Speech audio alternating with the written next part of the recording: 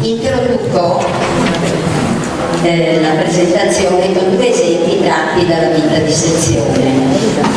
La conversazione tra insegnante e bambini, maestra, come si è formato il mare? Romano, 5 anni, mi sa che prima c'è un buco per fare entrare l'acqua, poi ci mettono un bastone, forse per chiudere, cercando una giustificazione. Chiedilo ai sottomarini, i sottomarini lo sanno. L'altra è la rappresentazione di una soluzione che una bambina ha trovato nel corso di un lavoro di ricerca condotto con una mia collaboratrice. Ne parlerò più diffusamente poi, ma mi sembrava interessante la soluzione di questa bambina. Le storie sono quelle di Gianni Rodari, Alice Cascherina. Alice questa volta cade nel fiore. Come farà Alice ad uscire dal fiore dove è intrappolata? Le api fanno un giro tondo intorno ad Alice, intrecciano le loro zampette, fanno come una rete e la sollevano. I due esempi sono testimonianza dell'attitudine precoce dei bambini a diventare complici e alleati dei processi di sviluppo e di conoscenza.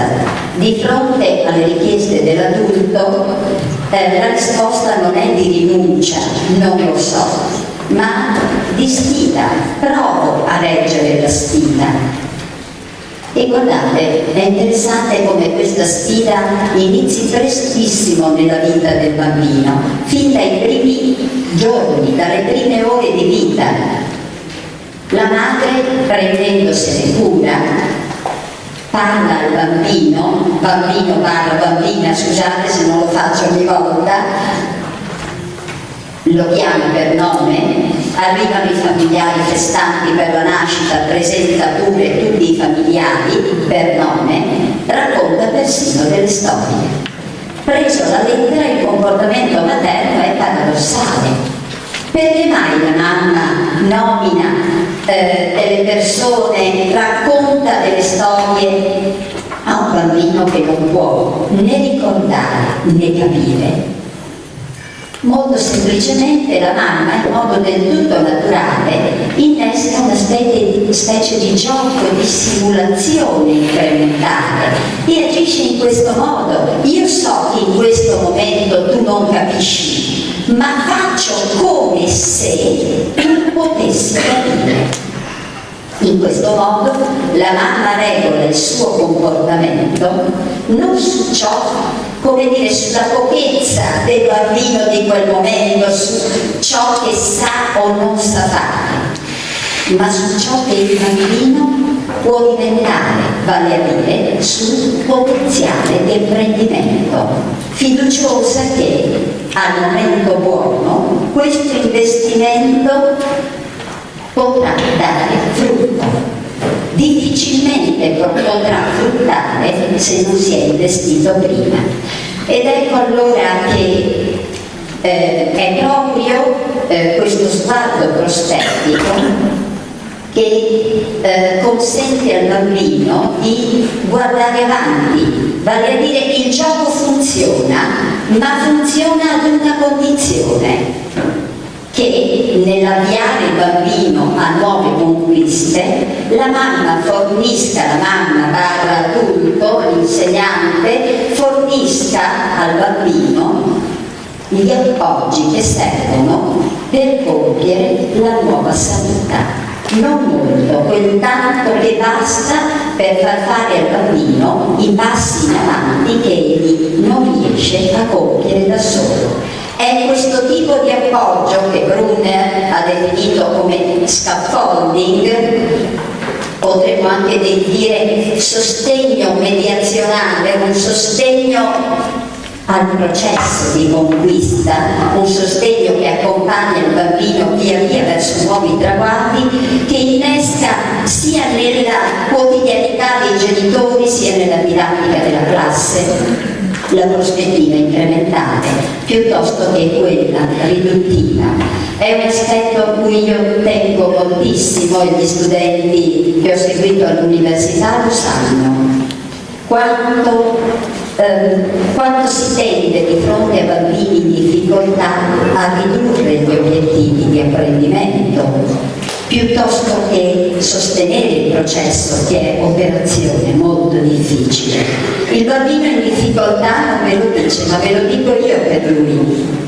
Maestra, se tu mi abbassi sempre l'asticella, come posso io imparare a saltare? Per cui a volte gli interventi a favore di questi bambini sono, come dire, poveri, pochi, non solo nei contenuti, ma anche nella motivazione che si crea intorno alle attività. Per cui potremmo dire che il bambino utilizza il surplus, il prestito di coscienza dell'adulto per affrontare nuove conquiste e l'adulto trasforma la disparità di competenza in un sostegno per l'apprendimento. Ci hanno fatto capire benissimo Brunner, Vygotsky, Feuerstein come crescita, sviluppo, apprendimento siano processi che non avvengono per pura immersione in contesti o semplice esposizione agli stimoli. È la mediazione a fare la differenza, vale a dire, ricordiamo quella frase di Vygotsky che davvero trovo che sia un credo pedagogico bellissimo. Ciò che il bambino fa in collaborazione oggi lo potrà fare da solo domani. E allora l'adulto, sia esso l'insegnante, il genitore, ma anche il compagno più grande, con una guida leggera, indiretta, ma intenzionale, non scolastica, è intenzionale, avendo chiari gli obiettivi, guida, seleziona, filtra gli stimoli, ne organizza la frequenza e con uno sguardo sempre prospettico valorizza le tensioni tipiche delle fasi di transizione. Tra l'infanzia e la primaria, quante tensioni, immagino voi capiate che cosa intendo per tensione, i fermenti, il pullulare, la vivacità della mente del bambino e l'energia che le accompagna. Quando parlo di energia parlo di investimento motivazionale, voglia di mettersi alla prova e di misurarsi. Questa è la prospettiva del potenziale di apprendimento e quella che adotterò nell'affrontare anche gli ambiti di intervento della scuola dell'infanzia di cui tra poco parleremo. Vedete, questa è la rappresentazione di un bambino di 4 anni e mezzo, 4 anni e poco più. Disegna la sua famiglia e parla, racconta della sua famiglia. Il papà in primo piano, grande, possente, lo si vede, la mamma un po' più discosta, sul vostro lato destro, la sorellina più grande, e la sua rappresentazione è invece sul vostro lato sinistro.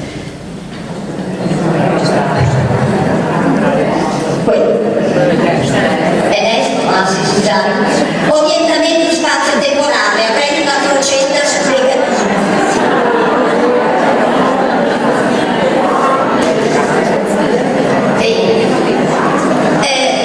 Si possono fare 2 tipi di valutazione. L'insegnante prende in mano questo disegno e può fare una valutazione, dico io, dello scatto fermo-immagine. Vede il presente del bambino e allora manca uno schema corporeo ben definito, mancano le proporzioni, manca una corretta distribuzione dell'utilizzo dello spazio foglio, mancano tante cose. Vai al posto e come hai colorato queste, il papà, la mamma e la sorellina, colora anche. Lo vedete come si è rappresentato il bambino? Quale grave errore nel tentare di portare a norma questo disegno. Questo è lo scatto fermo-immagine. C'è un altro tipo di valutazione, quella che guarda il potenziale di apprendimento, ma l'insegnante deve avere questa idea in testa per poter cogliere che la differenza tra gli altri membri della famiglia e il bambino che disegna se stesso non è una differenza in negativo, ma una differenza prospettica, una differenza altamente positiva, perché gli altri schemi corporei sono piuttosto informi. Guardate come il bambino disegna se stesso, le costoline, l'ombelico, nel disegno dal vero anche le pupille dentro gli occhi e gli occhi e i denti dentro la bocca. È chiaro che la rappresentazione del sé, che è meglio conosciuta, grazie ai bagnetti della mamma, e se la mamma parla e racconta ancora meglio, è più evoluta, pur se senza colore, rispetto agli altri schemi corporei. Allora, se l'insegnante vede questa distanza, ecco che immediatamente scatta la didattica basata sul potenziale di apprendimento. Bambini, guardate che cosa ha disegnato Giuseppe, tutti qua di fronte allo specchio, tirati dentro, trattenete il respiro, toccatevi. Le costoline, ma ce le ha solo Giuseppe o le avete anche voi? Ed ecco che una conoscenza informe, emergente, diventa e si trasforma subito, passa da potenzialità a capacità vera e propria. Così è fatto il corpo umano. Aprite, spalancate la bocca, guardate i denti, capite? Il corpo e il movimento, educazione scientifica.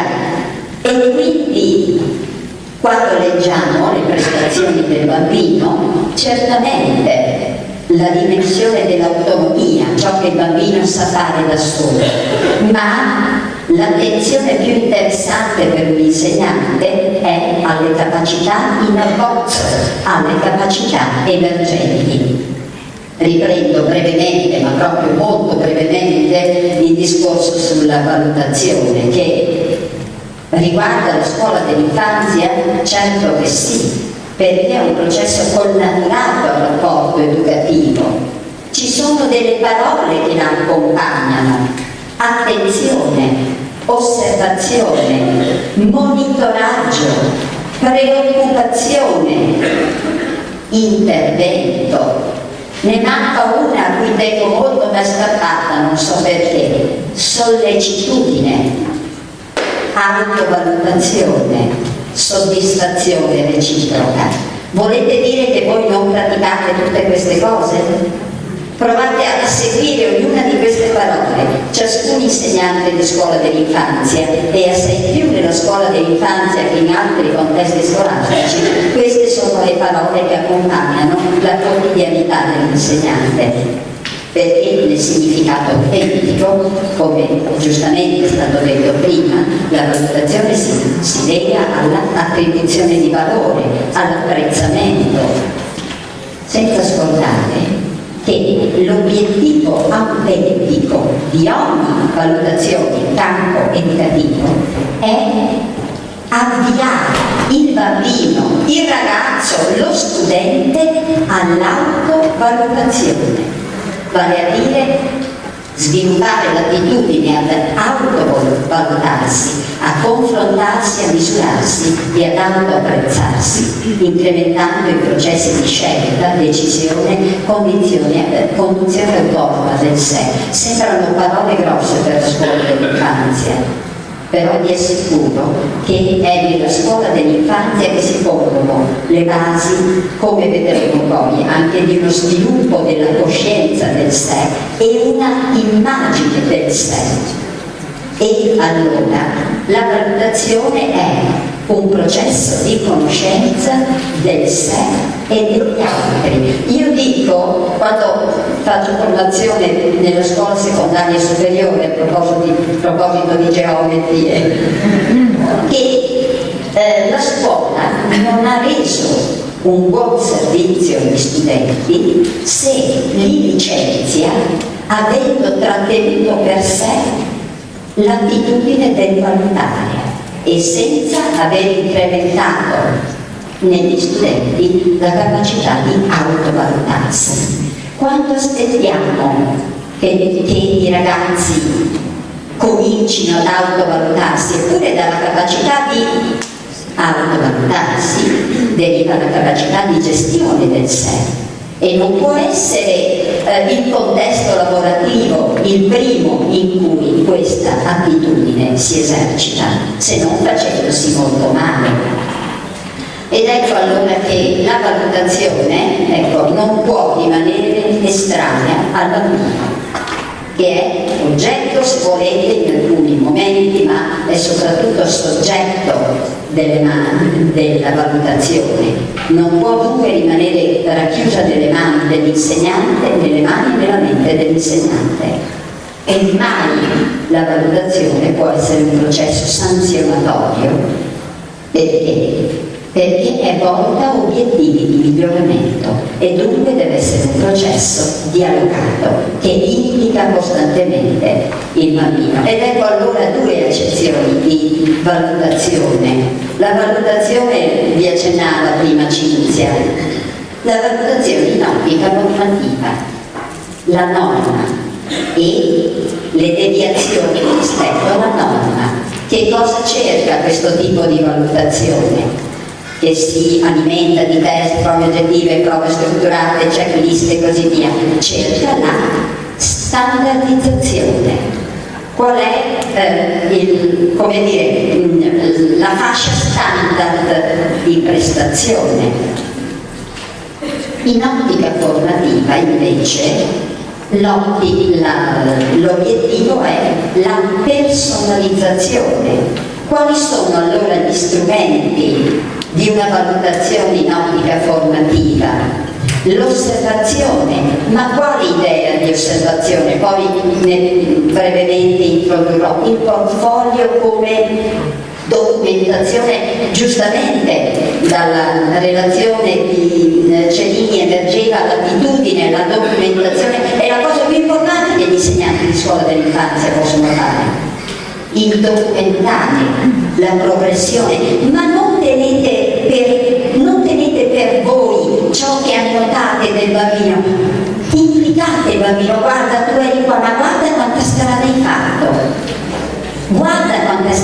fatto, perché molto spesso le piccole conquiste anche dei bambini in difficoltà vengono resi opache e si perdono dentro la distanza che io cerco rispetto alla norma. Voi capite che se io cerco sempre la distanza di Pierino rispetto a Massimiliano, quella distanza non verrà mai colmata e dunque mi perdo anche quei piccoli progressi che il bambino compie nel cercare di conquistare degli obiettivi impegnativi. Ma se mi perdo i progressi, mi perdo anche la stima che il bambino ha di sé, l'apprezzamento nei propri confronti e la motivazione, quindi il portfolio, il diario di bordo, carta e matita, niente di più, sapete, carta e matita, la registrazione di attività, momenti in cui il bambino è andato particolarmente bene e altri in cui invece ha rivelato le sue difficoltà, le sue inciampi, le complicazioni. La conversazione clinica è uno degli strumenti più belli, ce lo ha insegnato Piaget, far dialogare i bambini sulle loro prestazioni, sulle loro rappresentazioni. Lo vedremo a breve. Ho ripetuto 2 volte portfolio, scusate. Le biografie narrative del bambino e dell'insegnante. Provate ad intracciare le 2 biografie e guardate, lasciate perdere soltanto poi le slide saranno messe nel sito e questo è un materiale che insomma fa parte di una ricerca che con un gruppo stiamo facendo sulla prima alfabetizzazione. Sono state coinvolte un certo numero di scuole, il Trentino Alto Adige. Sarebbe stato semplicissimo come dire, prendere e somministrare un certo numero di prove all'inizio del percorso classe prima e somministrare altre prove a fine anno e arrivare a definire la crescita dei bambini in termini di apprendimenti. Che cosa ci avrebbe restituito questo? Certo, una verifica più che valutazione autentica.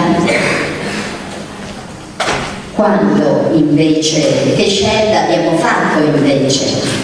Di praticare un tipo di osservazione secondo le indicazioni di quella che ho conosciuta adesso come grande theory, cioè un punto di vista osservativo che mette in relazione gli apprendimenti e le conquiste dei bambini con ciò che accade intorno, vale a dire con il clima di classe, con le strategie didattiche adottate dagli insegnanti, con i tempi di lavoro prima o dopo l'intervallo, per esempio, con le strategie didattiche, con l'organizzazione della classe, con gli strumenti materiali e con le strategie di differenziazione.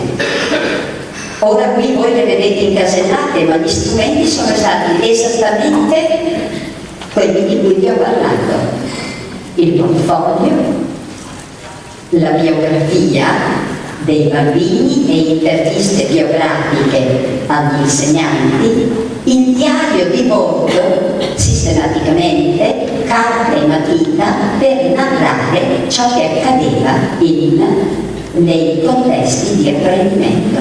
Abbiamo una ricchezza, perché quello che vedete la voce sotto e quella sopra, si tratta di una valutazione che come dire, è plurifocale, perché effettivamente la prestazione del bambino viene letta in relazione a quanto accade intorno, e vi assicuro, avendo fatto parte integrante di questo gruppo che è andato per le scuole ad osservare, che la didattica fa la differenza.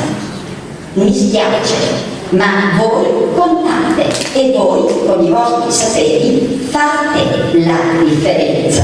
Allora, rispetto all'intervento della collega prima, io insomma insegno anch'io il master, quindi so benissimo, conosco il professor Tersoldi.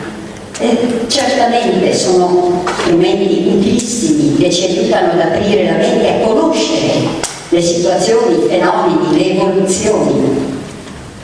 Io ho un solo timore, perché, come dire, l'ho visto, che come dire, degli interventi di tipo clinico si sovrappongano a degli interventi di carattere pedagogico, e questa è una mia, fin da quando sono entrata come insegnante di scuola primaria nel 68, perché mi spiace sempre quando gli insegnanti delegano la loro funzione autenticamente educativa. Se voi la delegate non potete poi chiedere e ottenere rispetto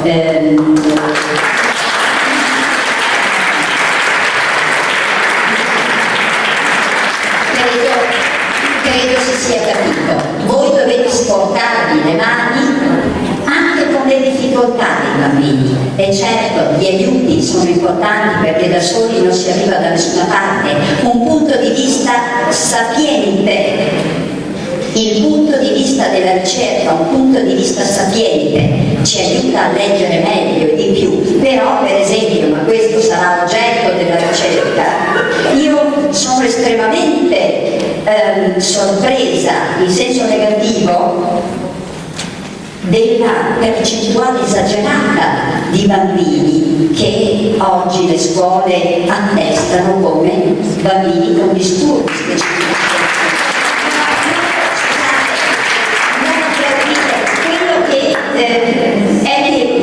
Sì, è vero, io sono stata all'università ma vengo dal mondo della scuola.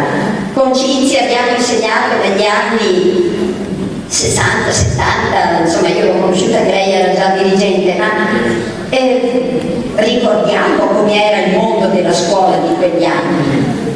Certo, non le problematiche attuali, ma io ricordo, avevo un bambino in prima che sapeva dire, non scrivere, dire 4 parole e non era l'eccezione. Quindi, ecco, veramente un invito, forse anche troppo accorato, ma so fare così e non riesco a... l'invito a non denegare ciò che dobbiamo e possiamo fare in quanto persone di scuola.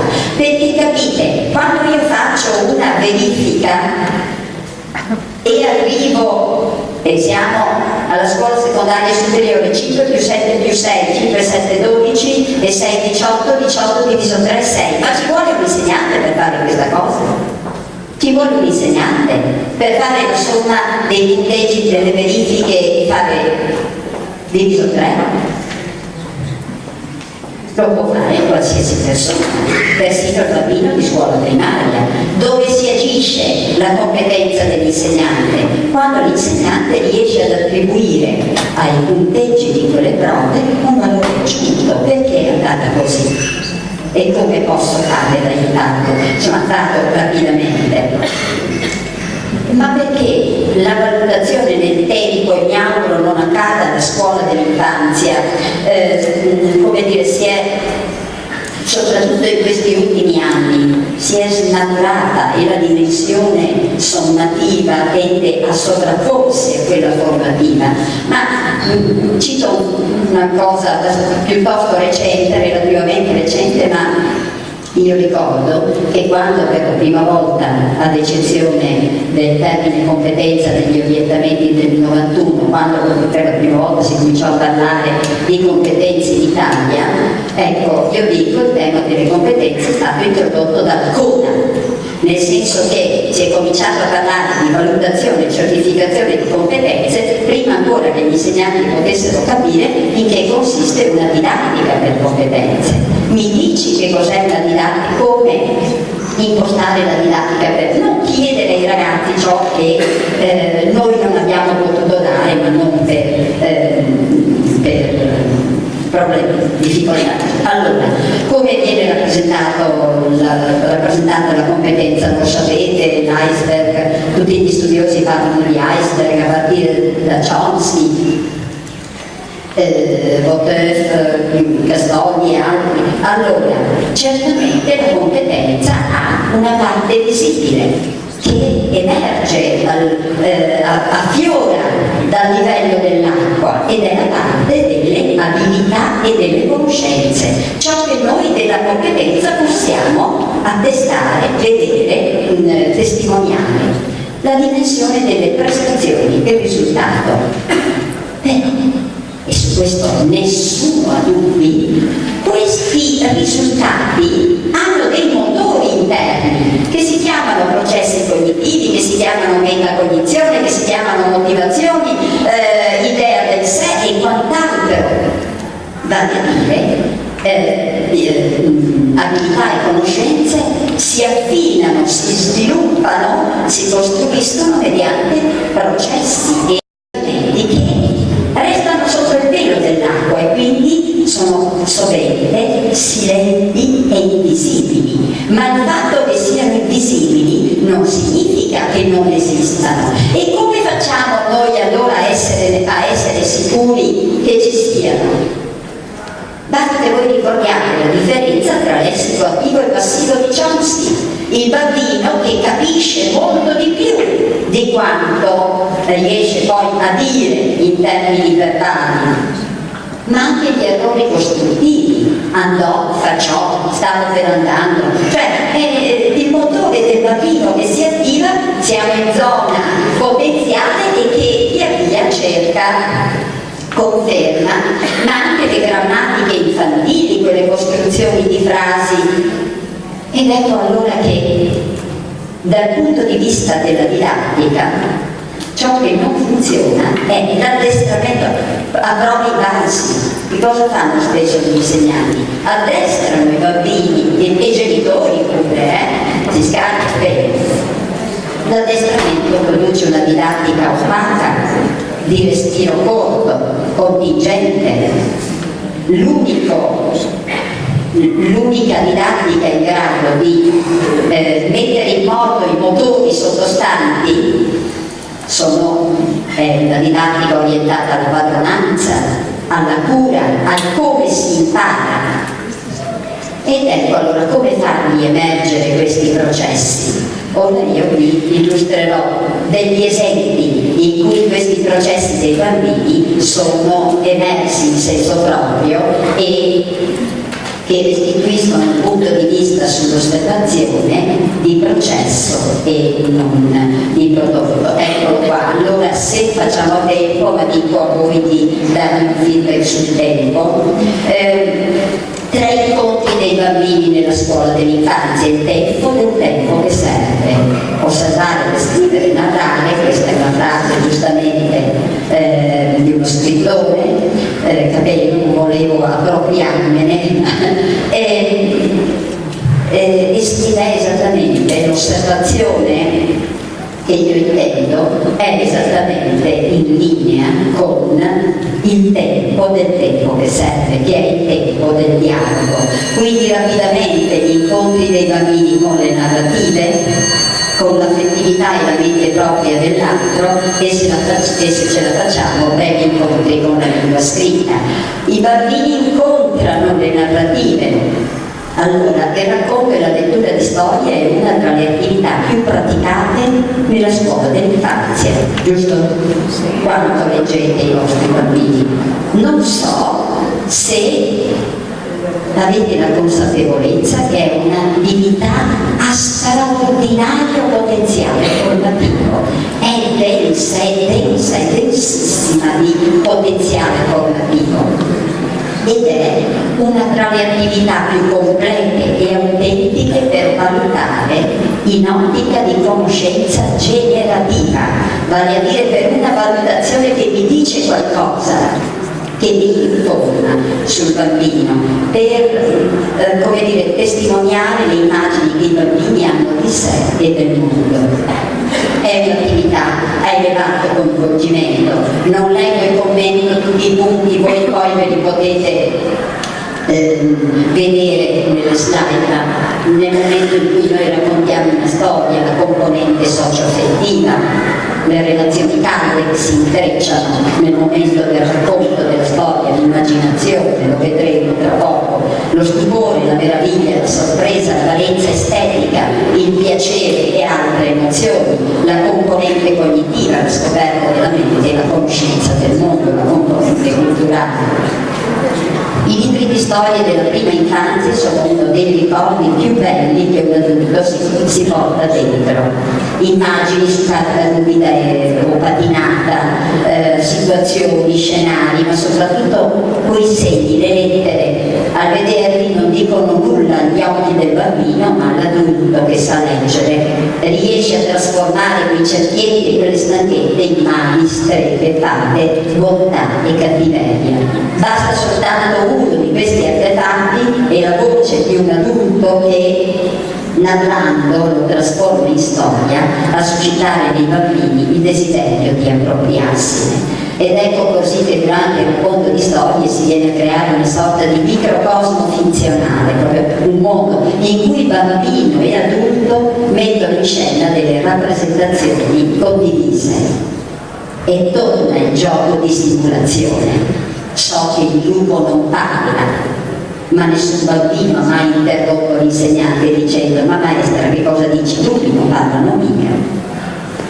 E quindi succede durante il racconto di storia una cosa straordinaria, che mentre la voce narra, la parola evoca e i suoi chiaroscuri disegnano nella mente del bambino personaggi di situazioni, cioè questa voce che narra anima la mente del bambino di una vita straordinaria. E che cos'è questa vita se no la genesi dell'immaginazione, che scaturisce quando però intorno tutto tace quando il contesto fa silenzio e di primo piano c'è la voce con le sue modulazioni. E così facendo, mentre narra, l'adulto implica il bambino come interlocutore e narratore della storia, lo invita a completare le frasi e cercare le immagini corrispondenti ai personaggi. Guardate, io non so se si veda, ma questa è la rappresentazione di un bambino che dice di metà prima, un bambino piuttosto perspicace, dice di leggere la storia di Biancaneve, non mi interessa quello che sta scritto, e quelli che sono qui vicino riescono a vedere i nanetti che escono dalle pagine del libro ed entrano nella mente del bambino. Guardate, è di una bellezza questa rappresentazione, per dire che come dire, la mente prende vita con il libro. I nanetti che escono dalle pagine e dalla casetta ed entrano nella mente del bambino. Il potenziale racchiuso delle pratiche di lettura, come vi dicevo, è davvero straordinario. Tramite le narrative il bambino può fare esperienza di cambia del mondo, impara a capire come funziona il mondo degli uomini e quello delle cose, impara il gioco della finzione, vive in modo vicario i conflitti, ma soprattutto, come vedremo tra pochissimo, tramite le narrative il bambino riesce a prendere contatto in modo vicario con la propria intimità e accede agli stati interni. Oltre a questo, molti studi mettono in luce come nelle pratiche nella lettura di narrative si generino anche le radici di alfabetizzazione. Il bambino, l'adulto invita il bambino a esplorare in modo ludico la pagina scritta e il bambino sta al gioco. Soprattutto interviene il passaggio dal mostrare, che è gestuale, al denominare, ed è un passaggio fondamentale anche dal punto di vista non l'indicazione ma la denominazione, oltre a una serie di altre abilità. Che, ecco, l'adulto rende visibile uno stile di lavoro sul libro e il bambino, non appena può, si impadronisce del libro e pratica in autonomia i comportamenti alfabetizzati che ha visto prima praticare l'adulto, la questione dei neuroni a specchio. Però il piacere più grande del bambino nell'ascoltare la voce che narra è di tenere l'adulto in ostaggio della sua attenzione, solo per un po', il tempo della storia e dell'incanto della parola. E allora voi capite che qui la lettura non è esercizio, non è avvio precoce al codice alfabetico, ma è pratica culturale di crescita, mente, affettività e relazione. Greta, 2 anni e 6 mesi, seduta, la mia nipotina, scusate, ma è materiale, seduta in divano, un libro in mano e noi a lato. Allora, sia il nonno che la nonna hanno bisogno degli occhiali per leggere e quindi quando ci mettiamo gli occhiali, il nonno ha un orologio pesante, quindi per leggere, per non far male alla bambina, lo prende e lo mette lì. Fa Greta prima di leggere? Si prende gli occhiali suoi da sole, non importa, si infila gli occhiali da sole, prende l'orologio del nonno, se lo mette al polso e indaffarata, cercando di tenere occhiali, orologio e libro, gira il libro verso di noi e dice: vedi, ascolta, una competenza sociale e prosociale. Giriamo pagina. È una competenza metacognitiva e metanarrativa, non parla del contenuto della storia, ma metacognitiva e metanarrativa. Allora, nel raccontare, e allora, e poi, è in modo molto una competenza linguistica, l'allora è consecutivo, quindi la sintassi, e poi con tono espressivo. Dov'è nei libricini di Peppa Pig? Dov'è George? Perché il nonno, quando legge, che è molto espressivo di suo, quando legge George dice George, e quindi lei ci dà l'intonazione giusta. senza invito da parte dell'adulto, arrivato a un certo punto lei chiude il libro, torna alla copertina, è uguale. Dentro al libro aveva trovato un'immagine uguale a quella della copertina. Mi fermo qui e allora e qui avete, perché il nonno piange, avete altre cose, ma anche concetti e relazioni prematematiche, grande, piccolo, la prosetica. Come valutare queste cose? Capite? È sufficiente una scheda?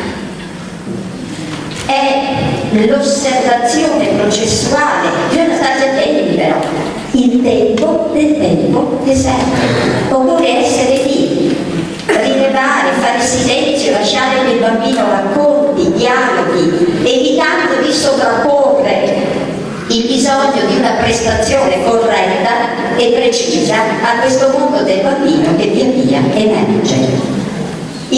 Ecco, so che è piuttosto tardi, 5 minuti.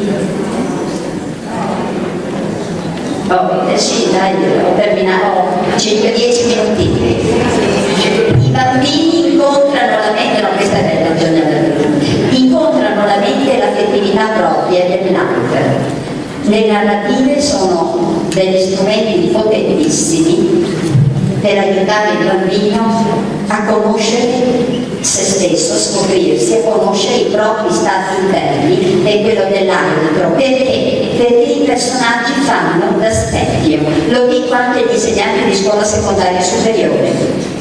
Non chiedete ai ragazzi di raccontare le loro autobiografie, cosa volete? Hanno poca vita vissuta, che autobiografia volete che vi raccontino? Fornite loro dei personaggi, dei testi letterari, e anche la monaca di Monza non c'è il tempo, ma vi assicuro che sono laboratori bellissimi. Quindi per pensare il proprio pensiero, sentire la propria affettività e quindi la coscienza del sé per pensare, sentire il pensiero e l'affettività dell'altro, quindi sviluppare empatia, reciprocità e compartecipazione. Bene, allora, questo fa parte della ricerca di cui che ho introdotto all'inizio. Le api le fanno praticamente nel tentativo di incrementare il lessico cognitivo ed emotivo dei bambini. Avevamo utilizzato 6 storie classiche e 6 moderne, prima le storie venivano lette per una lettura estetica di piacere, poi invece l'insegnante, insomma chi stava facendo la tesi, si interrompeva i punti convenuti. In sezione erano state disposte 6 serie che rappresentavano gli stati emotivi e cognitivi, colorate di carta crespa di colore diverso. Quando l'insegnante si interrompeva, i bambini dovevano immaginare che cosa provasse il personaggio in quel momento, andarsi a sedere nella seggiolina del colore giusto e provare a dire a voce. E allora, per esempio, la storia del lupo e i 7 capretti, eccolo qua, poi torno sull'altra, il lupo e i 7 capretti, e i capretti erano 7, sì, non 3. No, facevo confusione con il lupo e i 3 porcellini. Allora, il lupo sta arrivando, bambini, dove possiamo nasconderci affinché il lupo non ci trovi? E allora dice una bambina: io andrei a nascondermi dietro al teatro dei burattini, perché uno dice, questo è un altro, perché i lupi non sanno mica che cos'è il teatro, allora io vado a nascondermi là. Cioè, capite la capacità di... E poi questa bambina che dice: dietro al teatro dei burattini credevo che non ci trovava lì, perché se la Irene non era con noi non ci trovava, perché lei aveva le gambe lunghe che si vedevano e la testa no. Il teatro era una specie di paravento, le gambe lunghe che si vedevano e la testa no. Il ragionamento dei bambini. Quest'altro invece, sono bella addormentata, sono uscite delle cose bellissime che non ho il tempo di leggere, ma dice forse il bacio, e se l'insegnante chiede pensiero ipotetico, e se la bella addormentata non si sveglia, è poco il principe, perché il maleficio è troppo grande e se non si sveglia che stia pure morta.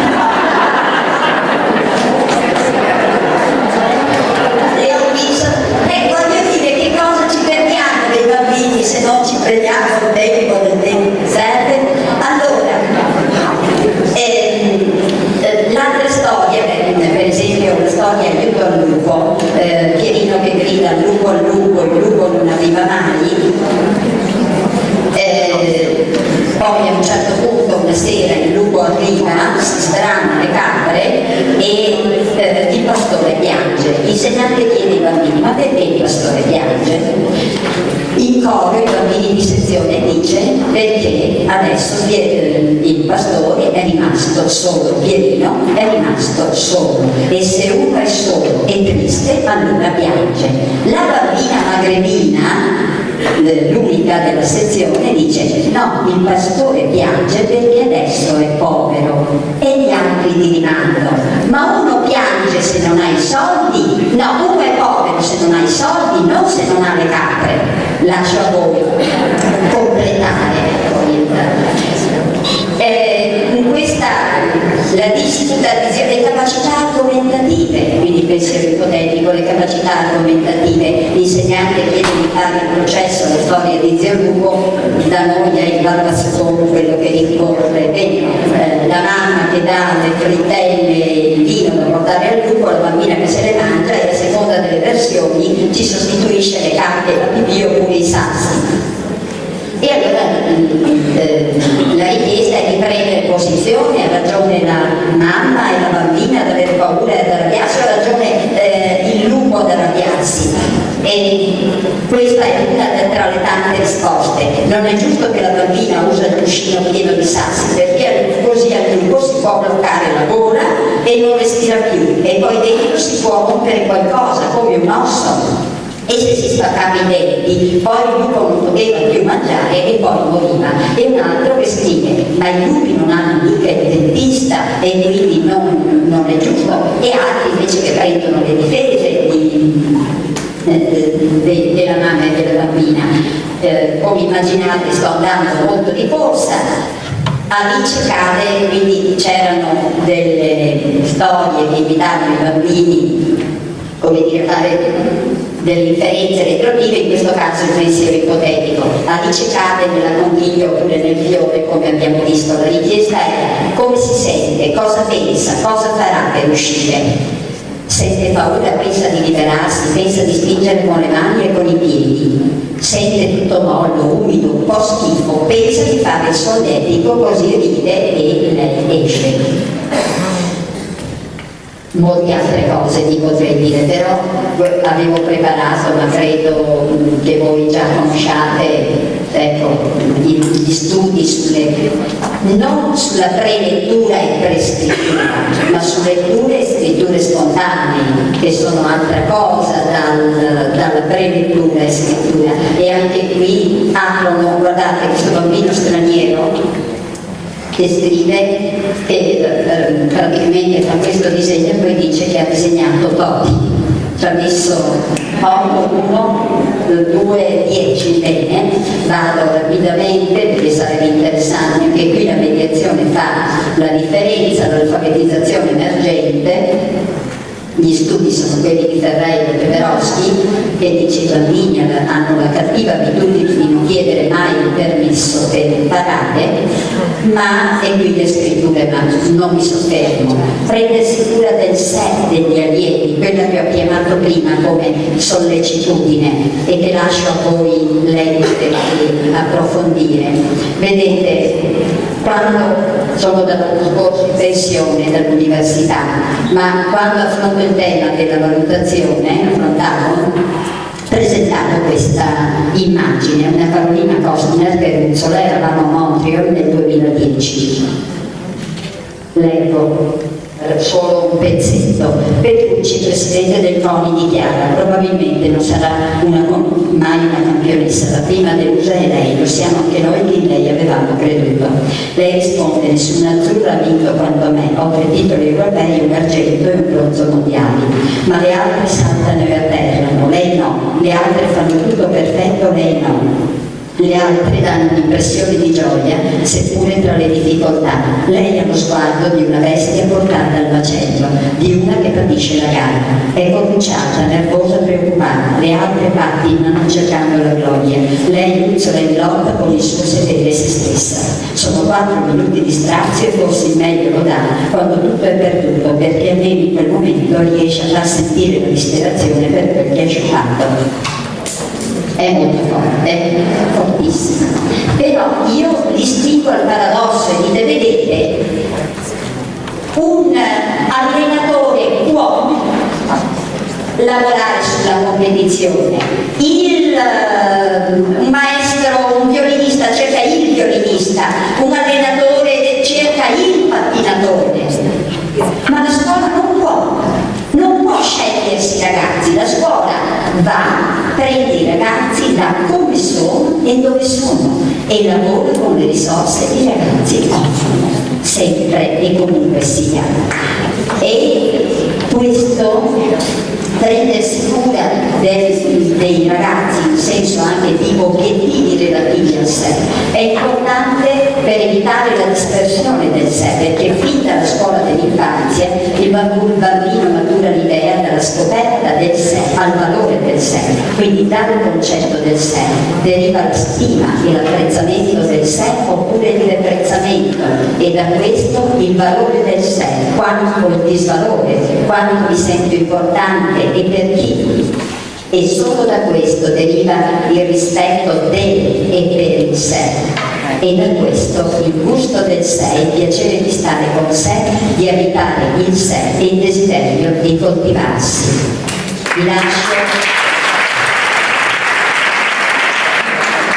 lascio con una bellissima frase di Bezzo che ripropone in altri termini l'idea di potenziale di apprendimento. Il grande sonetto, la scoperta perfetta, l'opera d'arte sono appena al di fuori della nostra portata, ma dovremmo comportarci come una madre che sente che c'è vera speranza, che si impegni costantemente, che il suo bambino diventi quel fenomeno infinitamente raro, una persona grande e felice.